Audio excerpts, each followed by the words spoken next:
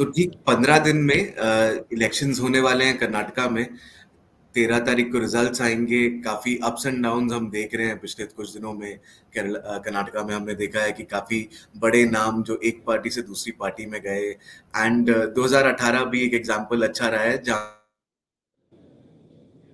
पे कांग्रेस बहुत ही अच्छे नंबरों से आगे आया, लेकिन हमने देखा कुछ टाइम के बाद बीजेपी ने अपनी सरकार बनाई एंड एक होल्ड बनाया येदियुरप्पा, जिसमें एक बहुत बड़ा नाम रहा है। रितु हमें ज्वाइन कर रही है कर्नाटका से, बैंगलोर से। और रितु, तो क्या लग रहा है इस बार, क्या मूड है कर्नाटका का, कैसा लग रहा है, क्या है ग्राउंड रिपोर्ट? निखिल, देखिए यहाँ पर चुनाव जो है ऑफ कोर्स बहुत ज़्यादा गर्म है अब की बार तो, और ऐसा कभी हुआ नहीं है पहले तो। अब की बार या तो ये कहे कि बड़ा इंटरेस्टिंग चल रहा है, या फिर ये भी कहें कि बड़ा कंफ्यूजन वाला स्टेज है अब की बार।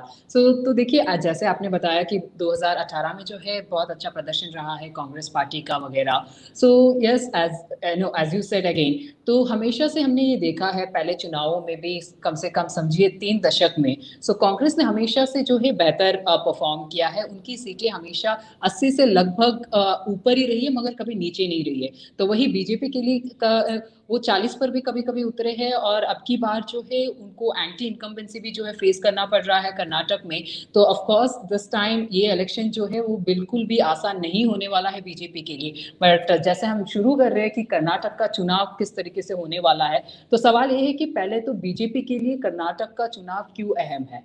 तो जैसे देखिए, कर्नाटक जो है गेटवे है साउथ इंडिया के लिए, और केवल कर्नाटक में ही बीजेपी की सरकार है अभी, और आने वाले दिनों, आने वाले महीनों में इनफैक्ट जो है, और बाकी राज्यों के चुनाव भी होने वाले हैं, लोकसभा चुनाव भी होने वाला है। तो बीजेपी के लिए जो है अब की बार कर्नाटक का चुनाव बहुत ही ज्यादा अहम है। और वही कांग्रेस पार्टी जो है लोकल इश्यूज पर जो लड़ाई कर रही है अब की बार, उनके पास जो है पूरा कॉन्फिडेंस है। वो बता रहे कि वो अब की बार वो जीतने वाले हैं, क्योंकि करप्शन ज्यादा है, इंफ्रास्ट्रक्चर इश्यूज जो है कर्नाटक में ज्यादा है, लोग परेशान हो चुके हैं। तो इस सरकार से जो है वो पीछा छुड़वाना चाहते हैं। तो इसी के लिए कांग्रेस जो है वो कॉन्फिडेंस में है कि वो अब की बार सत्ता में आएंगे। तो वही जेडीएस हमने देखा है कि जो कि रीजनल पार्टी है और काफी ज्यादा स्ट्रांग भी है ओल्ड मैसूरू रीजन में, तो वो बताता है कि अब की बार वो भी जो है 120 से ज्यादा सीटें जो है वो भी जीतेंगे अब की बार।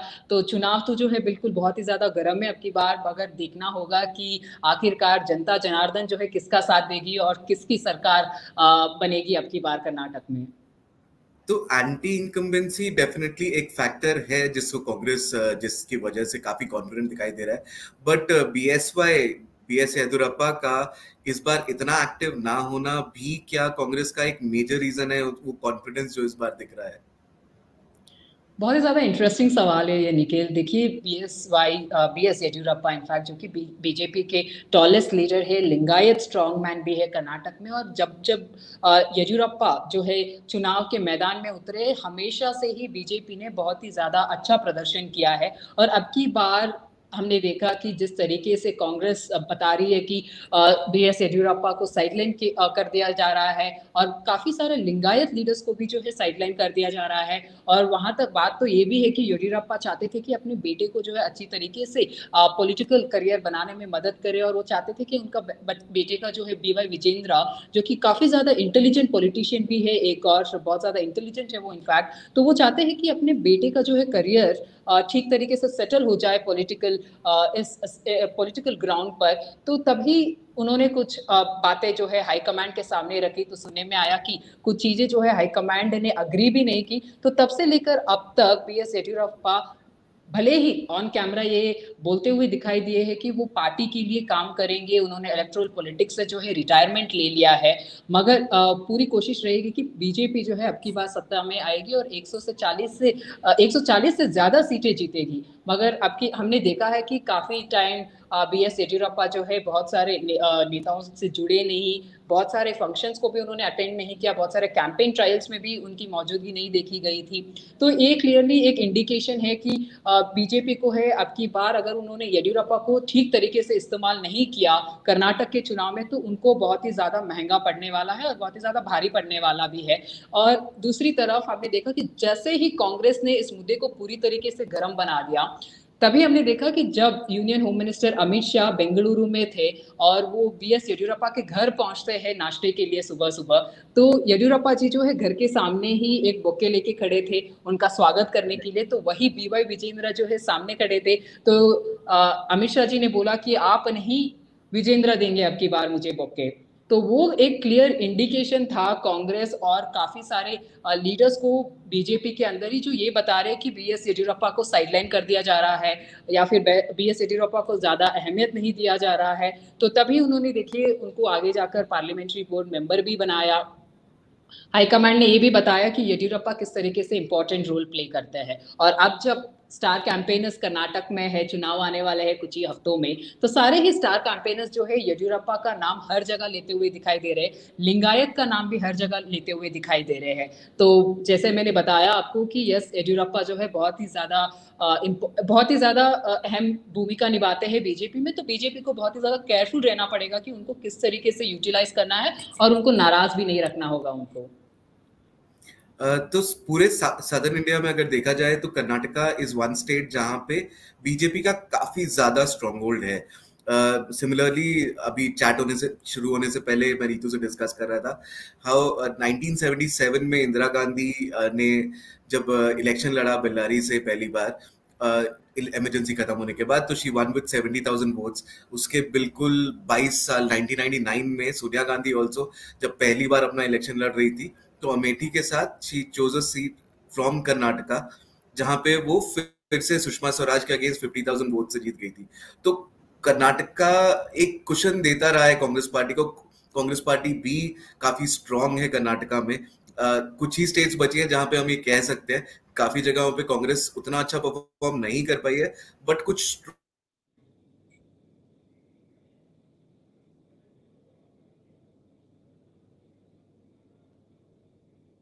स्ट्रॉन्ग नेम्स भी हैं कांग्रेस। कितना हेल्पफुल रहेगा कांग्रेस के लिए एंड जेडीएस के लिए? 100 से ऊपर सीट्स तो खैर डिफिकल्ट दिखाई देता है, बट क्या वो किंग मेकर टैग जो वो हर बार यूज करते हैं वो कंटिन्यू कर पाएंगे एटलीस्ट कि नहीं? ऐसा लग रहा है इस बार लोकल ग्राउंड पे जाके।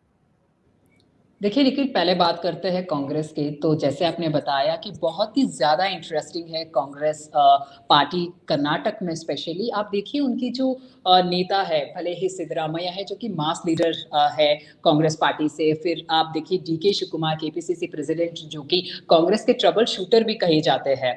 तो बहुत सारे लोकल लीडर्स ही काफी स्ट्रांग है। आप देखिए बच्चे बच्चे जो है बहुत सारे कांग्रेस लीडर्स के नाम को जानते हैं, वही बीजेपी के कुछ गिने चुने नामों को ही शायद यहाँ पर आपको लोग बता पाएंगे। तो स्ट्रांग लीडर्स है कांग्रेस में और वो भी लोकल है। इसीलिए हमने देखा है कि काफी सारे स्टार कैंपेनर्स जो है बीजेपी के लिए ग्राउंड पे उतर रहे हैं। और वही आप देखिए कांग्रेस की और केवल सिद्धरामैया, डीके शिवकुमार और दूसरे नेता जो है वो अपने अपने असेंबली में कैंपेन ट्रायल्स पर है और जो भी यात्रा भी निकाल रहे हैं, तो वहां पर भी आपको यही चेहरे दिखाई देंगे। तो एक फंडा तो बड़ा सिंपल है कांग्रेस का कि वो लोकल इश्यूज पर टिके रहना चाहते हैं। और इसीलिए जो है वो बीजेपी को भी कंटिन्यूसली अटैक कर रहा है राज्य में कि स्टार कैंपेनर्स की जरूरत क्यों है। ये नेशनल इलेक्शन नहीं है, ये स्टेट इलेक्शन है। और यहाँ पर स्टेट इलेक्शन की बात कीजिए, आप स्टेट लीडर्स के बारे में बात कीजिए, स्टेट इश्यूज के बारे में आप बात कीजिए।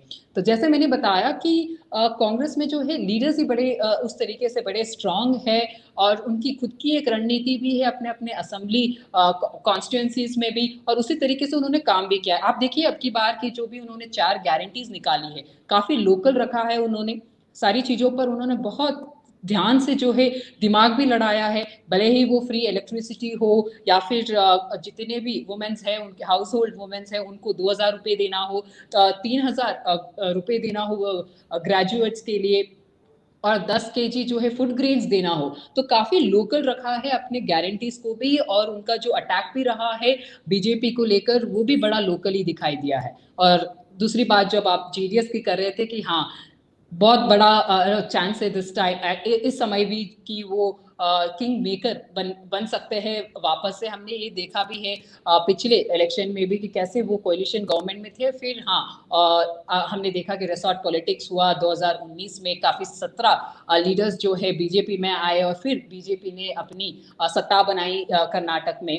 तो अब की बार एक इंटरेस्टिंग बात यहाँ पर ये है जेडीएस को लेकर कि जेडीएस का जो देवे गौड़ा जी है, जो हमारे फॉर्मर प्राइम मिनिस्टर रह चुके हैं, वो काफी अच्छा बॉन्ड शेयर करते हैं हमारे प्रधानमंत्री नरेंद्र मोदी जी के साथ। और यहाँ पर भी राज्य में भी कुमार स्वामी जो उनके बेटे हैं, वो भी स्टेट लीडर्स के साथ काफी अच्छा रिश्ता है उनका। मगर हमने ये देखा है कि कांग्रेस में कुमार स्वामी जो सिद्धरामैया जी है और उनका और कुमार स्वामी का उतना बनता नहीं है।